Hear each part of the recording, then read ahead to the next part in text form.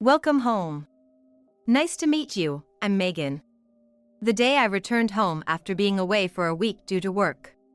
There was a woman I didn't know smirking at me as if provoking me, waiting for my return. Upon closer inspection, the woman who introduced herself as Megan had a large, swollen belly, indicating that she was pregnant, and the father of the child in her womb was my husband, Ryan. Since you weren't coming back for a while, I had Megan come over. Megan's belly is already big, and I gotta be with her 'cause I'm worried, you know? While I was away from home for work, my husband had brought his pregnant mistress into our home and was living with her. She's due any day now. So, you and Lisa need to get out of this house soon. It's over, we're getting a divorce. Ryan said to me coldly, looking at me with contemptuous eyes and laughing. I was thoroughly fed up with my husband, who suddenly appeared with his mistress and was making selfish demands. I, who had been silent the whole time, quietly opened my mouth. Hey, what have you been saying? We're already divorced. Lisa and I started a new life together last week. Yeah, what are you talking about? Mom and I have been living together in a newly built high-rise condo since last week. Even after hearing my daughter and I's words, the two of them must have thought it was a joke and started laughing. Huh? What are you talking about? Did you hit your head or something? The two of them were laughing out loud, mocking us, but immediately after, the front door swung open with force and a person appeared. What? Why? The moment they saw the sudden visitor I had called, Ryan and Megan trembled and froze on the spot in shock and fear. My name is Sarah, and I work as a company employee. I was born and raised in the countryside of the Northeast, and when I entered university, I moved to New York City. After graduating from university, I got a job at a major advertising agency, which was my first choice. Working at the advertising agency I had always admired. I led a busy but fulfilling life every day. All of my coworkers were highly motivated and worked hard together. Rewarding work and blessed human relationships. I was very lively back then. While working at that advertising agency, I met Ryan, who worked at a client company. Ryan and I were close in age and it didn't take long for us to hit it off. Ryan was serious about his work, but when I talked to him in depth, he was bright, had many hobbies, and was very knowledgeable. Naturally, our conversations flowed, and before I knew it, I was gradually drawn to Ryan. Looking back now, Ryan had a charm that attracted people. Perhaps Ryan was also interested in me, because he asked me out to dinner. After seeing each other a few times, we naturally started dating. Since we both wanted to get married, things progressed smoothly and we got married a few years later. I continued working after getting married, but the following year, I became pregnant and decided to quit my job. It would be a lie to say that I had no regrets about quitting my job. I loved my job and had planned to continue working even after getting married. However, since I had been promoted to the position of director and was responsible for bringing everyone together, I couldn't let everyone down. Maybe after completing a big project, I myself had also started to feel burned out. I was also anxious about whether I could balance work with childcare, as it was my first time. I thought that since I was pregnant, I would take a break from work for a while and focus on raising my child. Ryan agreed with me quitting my job. When we were single, I was busier than Ryan and often came home late. When Ryan saw me looking busy, he didn't seem too happy about it. Ryan probably didn't want me to work too much deep down. After getting married, we rented a new home and started our new life together. I gave birth without any issues and our daughter Lisa was born. However, 6 months after Lisa was born, we suddenly started living with Ryan's parents. Ryan's parents lived near us as a couple, but they were much older than my parents and had chronic illnesses. Ryan was worried about his parents and suddenly proposed that we live together. Since the topic of living together had never come up before we got married, I had never even considered that I would end up living with my in-laws. I wasn't thrilled about it, but given the reason, I couldn't refuse, and we moved into Ryan's parents' house with Lisa. After we started living together, I was overwhelmed with taking care of Lisa and caring for my in-laws. At first, there wasn't much caregiving, but my elderly in-laws' health deteriorated day by day, and they became unable to prepare their own meals or go out. I, as the daughter-in-law, had to take care of everything for my in-laws. Ryan, their son, didn't do anything around the house, using work as an excuse, and left all the housework and caregiving to me. Unaccustomed to caregiving and childcare, I was at my wit's end and had no choice but to ask Ryan for help. "Hey, Ryan. About your mother and father. It's hard for me to take both of them to the hospital by myself. Can't you come with me?" I said, asking Ryan for help. No matter how I looked at it, I had reached my limit doing it alone. However, Ryan never lent a hand even once. "If it's too much work to take them both, then take them on separate days. You're free every day anyway, so think about it." "I'm busy with work." He must have thought that I was free every day. Even though they were his own parents, he told me not to rely on him because he was working. I did all the housework by myself, and if I slacked off even a little, Ryan would point it out. "Hey, dinner is pre-made food today? You should appreciate me more for working my butt off. You're always trying to take the easy way out." He started complaining about the meals I prepared. The kind Ryan from before we got married was gone. It was as if I was the housekeeper of this house. Indeed, Ryan's work seemed to keep him busy every day. There were times when he came home late due to overtime, and he often brought work home. When he worked at home, he would get irritated if Lisa was noisy, so I often had to make Lisa put up with it so as not to upset Ryan. After working in his room, Ryan would silently place the papers he no longer needed near me. I guess it meant to throw them away. This person must really think of me as nothing more than a housekeeper.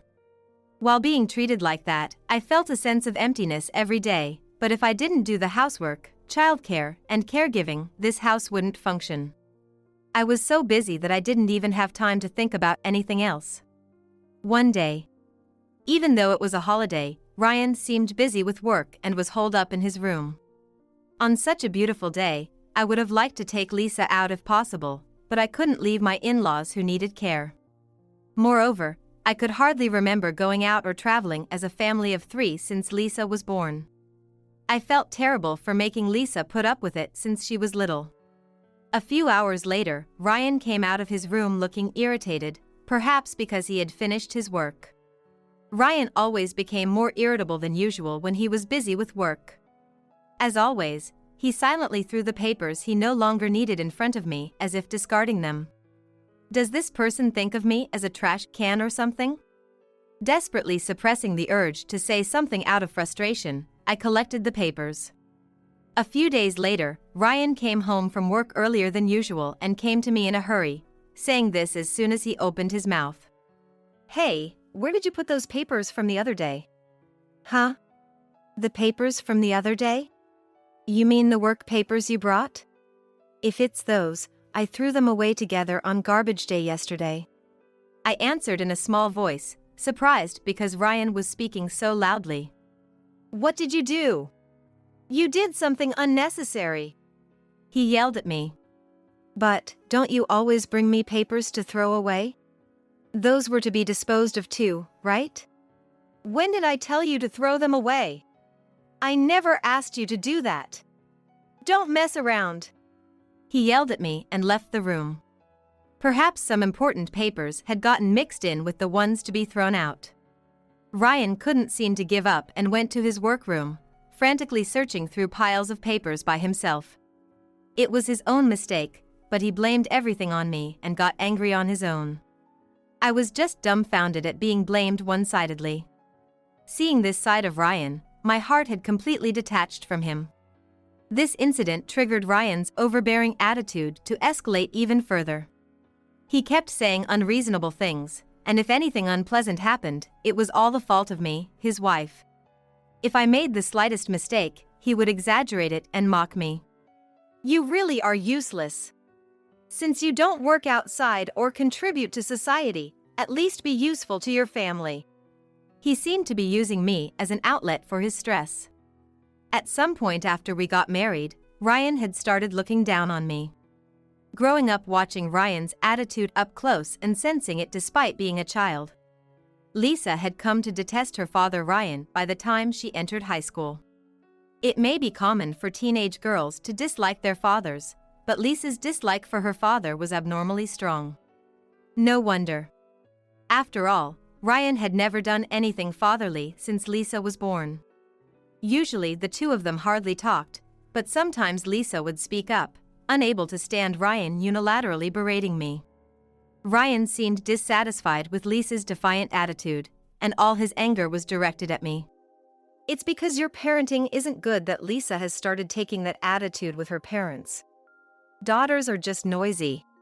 It's your fault for not being able to give birth to a male heir first. If you can't produce an heir, you're no different than a housekeeper." He mocked me, saying that for Ryan, anything inconvenient for him was all my fault. Is he saying it's my fault we weren't blessed with a boy?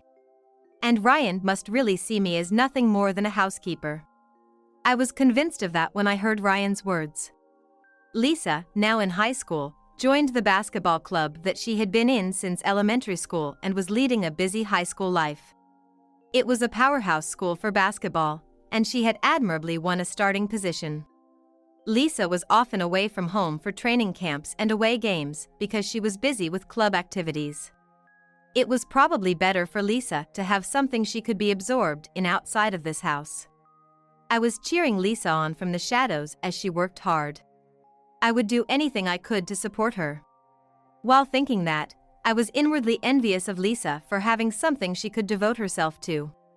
I also wanted a place for myself outside the home, like Lisa did. I wanted something I could put my all into. Watching Lisa made me start thinking about such things. Around that time, an old colleague coincidentally invited me out to eat. I was still in touch with my colleagues from when I worked at the advertising agency, and we got together frequently. When I talked with them, I could forget about home and have a good time. They had aged over the years, with some having left the company and others being promoted to executive positions. They had each walked their own paths, but they were all still working as lively as before, unchanged from back then. When I had a meal with them, I decided to report on my current situation and consult them about my future plans. I had always wanted to return to work someday, so I wanted my old friends to give me a push. Then, one of my former colleagues said they were looking for someone and wanted to hire me. The conditions were good, and I couldn't let this opportunity slip by. The conversation wrapped up in no time. The biggest obstacle to me going back to work was my in-laws, but my former colleague suggested trying to utilize nursing care services. With that advice, we decided to use long-term care insurance for my in-laws' care and utilize helper and daycare type services. Lisa was thrilled that I was going back to work. "Mom, you were a hard worker until you got married, right? That's so cool. You can do it, Mom. You've supported me so much until now. Let me know if there's anything I can do. I'll cheer you on. Let's do our best together." She said that to me. With Lisa's cooperation, despite the blank in my resume, I was able to face my work like I did when I was single.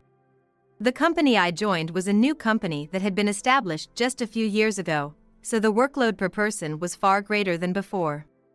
Even so, I felt a sense of fulfillment in the work, as I was entrusted with a responsible position from the start. I had found a new place for myself too.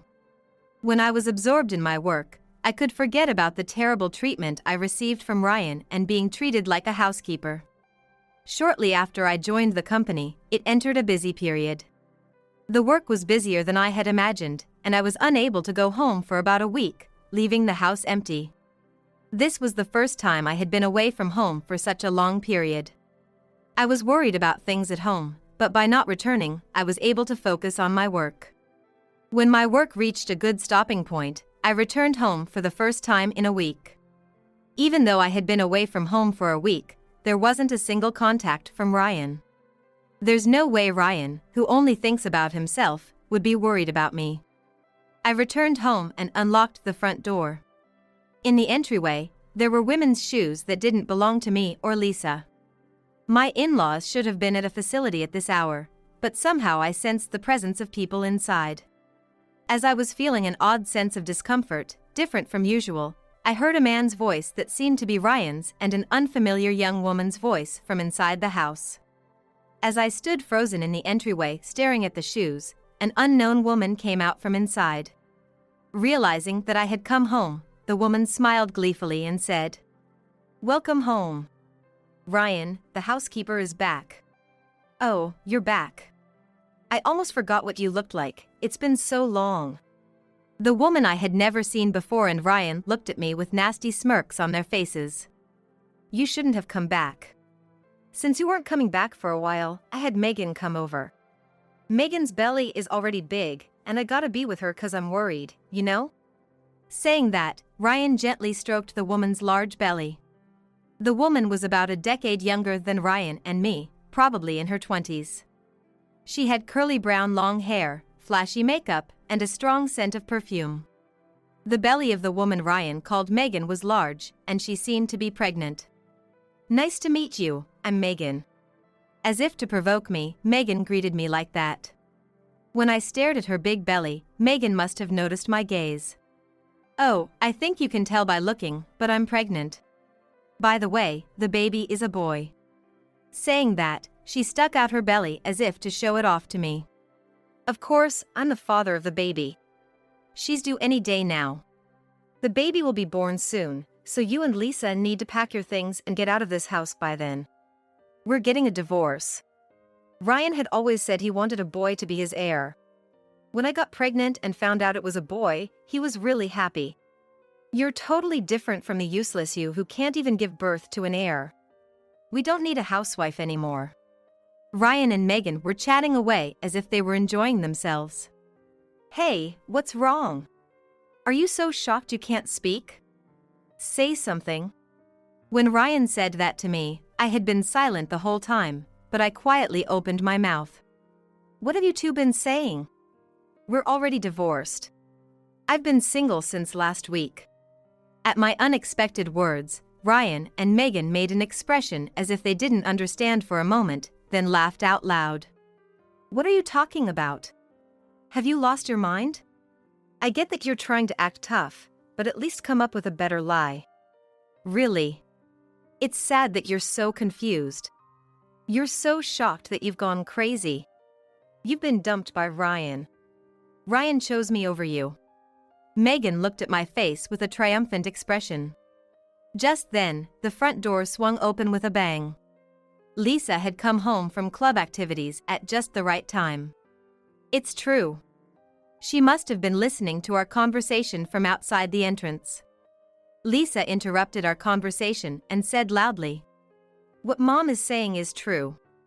I've been starting a new life with Mom in a newly built high-rise condo since last week." "High-rise condo? What's wrong with you two? Are you dreaming?" Even after hearing Lisa's story, Ryan still thought it was a joke. I took out my phone from my bag, showed Ryan a certain photo, and said, "This person is the CEO of the company I work for. You know him, right?" "Huh. This person. Isn't he the CEO of one of our company's biggest clients? How did you get close to him?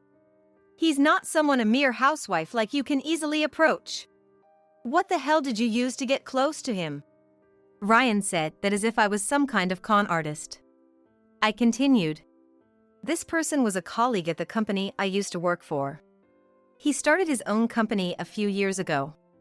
He invited me to work with him again, so I joined the company I'm at now. I think you know this too, Ryan, but the company is doing well, and I've also benefited from that by being able to move into a high-rise condo. But this CEO is known for being difficult. It took months for our company to finally win him over. And you're saying you work for him? A woman with no redeeming qualities like you?" "Yes, that's right. I may be a woman with no redeeming qualities to you, but I've been given an executive position there and I'm working for them. Oh, by the way, the only reason your company was able to do business with us was because I asked the CEO. He wasn't actually that keen on it." "No way! That's a lie, right?" By the time I finished saying that, Ryan had a face as pale as if his soul had left his body. And Megan, who was standing next to him, had turned even paler.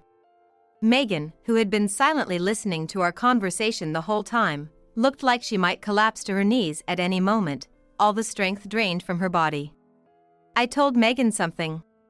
Our CEO was so happy that he's gonna have a baby soon, but recently he started saying that he might not be the father. At first it seemed like just a suspicion, but he said recently it's turned into a conviction, and he seems pretty angry. Huh? What are you suddenly talking about? Ryan looked dumbfounded, not understanding, but Megan started trembling with a pale face. Huh, Megan? What's wrong? Are you okay? Are you not feeling well? No. I'm fine. It's nothing. Megan answered in a faint voice, and I said loudly as if to deal the final blow. Megan, you're our CEO's wife, aren't you? What? What are you saying? Stop joking around. I've never even seen this person before. As soon as Megan said that, the front door swung open forcefully. I knew it was here. The person who came in from the entrance was our company's CEO and Megan's husband. The CEO had suspected his wife Megan of cheating and had figured out that Ryan was the other man. When the CEO heard that I was going back home today to get my things, he had said he would head over later too. He probably thought his wife and Ryan would be there. You're the one who stole my wife. I know everything. Saying that, he yelled at Ryan angrily. Overwhelmed by the CEO's intimidating presence, Ryan started trembling. No, that's not it. I don't remember anything. Ryan's cowering was so unlike his usual self, who would swagger around in front of me.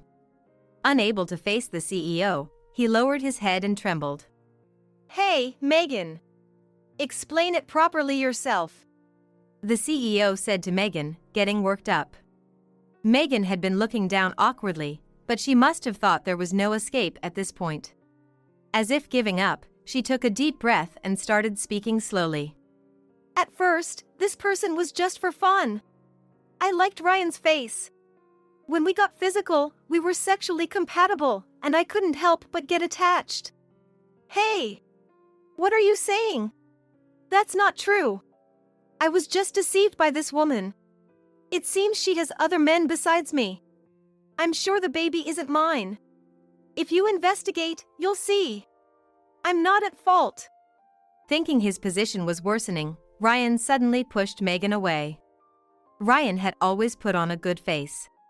He had probably been nice to Megan the whole time, but his true colors must have shown when he was cornered. How can you say you're not at fault after stealing someone's wife? The CEO's anger heated up at his wife being insulted. I thought he might get physically violent if we didn't stop him. The CEO's anger didn't subside after that, but for the time being, I had him take Megan home. It would be better for the couple to talk it out rather than the four of us talking here. After the two of them left, Ryan suddenly apologized to me. And what do you think he said? He asked me to retract the divorce. I was really just deceived. I was being blackmailed, told to take responsibility because she was pregnant. Ryan made excuses even at this point. Fed up, I said to Ryan coldly. Even if you say that now, I've already submitted the divorce papers. The divorce is finalized. Huh? When did I ever say I signed divorce papers? Are you saying you fabricated it? There's no way that would be accepted. What are you talking about? It was clearly written in your handwriting. It was among the papers you handed to me. I have proof. Saying that, I showed Ryan the divorce papers I had photographed on my phone. Ever since the day Ryan yelled at me for throwing away important papers, I had started checking the contents of the papers every time before disposing of them. One day, while checking the papers to be thrown out as usual, I found divorce papers that had already been filled out. He didn't seem to remember, but he probably wrote them when he was drunk and having a good time with Megan. I kept those divorce papers instead of disposing of them. I had been waiting for the right timing to submit the divorce papers. Someday, I would submit these divorce papers and be free from this house. I had been encouraging myself, telling myself that, even when things were tough. I had also consulted with Lisa about the divorce beforehand. To tell the truth, it was Lisa who first suggested divorce, even before me. Lisa had seen me being verbally abused by Ryan almost every day, and she had been suffering just as much as me. Divorce was probably the best plan for Lisa's sake too. Seeing the photo of the divorce papers written in his own handwriting, Ryan let out a voiceless cry, perhaps vaguely recalling the memory. "Mom, I've packed up all our stuff. Let's hurry back to our home." As Ryan and I were talking, Lisa came out of the room with luggage, saying that, "Well then, bye. We just came back today to get our things." Lisa said coldly to her father, "You're gonna be with that woman, right? Feel free. We're strangers now, so do whatever you want. Lisa and I will do as we please too. I'm done being treated like a housekeeper. From now on, I'm gonna live my own life." Saying that, Lisa and I left the house, leaving behind a dejected Ryan. Ryan didn't retort at all. He seemed to have no energy left to talk back. I thought I saw tears faintly flowing from Ryan's eyes. And so, Lisa and I started our new life with just the two of us in a high-rise condo. Later, I heard from the CEO about what happened with Ryan and Megan afterwards. They apparently did a DNA test to determine the baby's father. Ryan insisted until the end that he wasn't the father, but the test results showed that the baby was undoubtedly Ryan's child.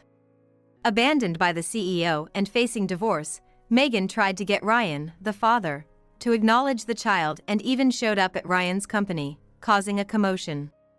The company seemed to have wanted to keep it hidden, but with Megan barging in, Ryan became the talk of the company. Of course, with this incident, he incurred the CEO's wrath, and the deal with our company was cancelled. Ryan angered the higher-ups and was transferred to a subsidiary in the countryside. However, Ryan, with his high pride, probably couldn't bear such treatment. In the end, he reportedly submitted his own resignation. Now, he can't hold down a new job anywhere and is apparently doing part-time work here and there. Ryan, who had never taken care of his parents before, is apparently having a hard time at home now that I'm gone. However, there's no one around him to help anymore. Meanwhile, Megan apparently moved to the countryside with her newborn child. She's currently working part-time at a produce market while barely getting by with her child. Ever since the divorce, the CEO has been throwing himself into work even more vigorously, as if to erase everything that happened. Thanks to the CEO's efforts, the company's performance is also rising rapidly. I am supporting such a CEO and working harder than ever. It feels like I've returned to the days when I used to work lively. Lisa says she wants to continue playing basketball in college, so she's busy with studying and club activities in preparation for the college entrance exams. Both Lisa and I are busier than ever, but as a parent and child bound by a deep bond, we are spending enjoyable days together.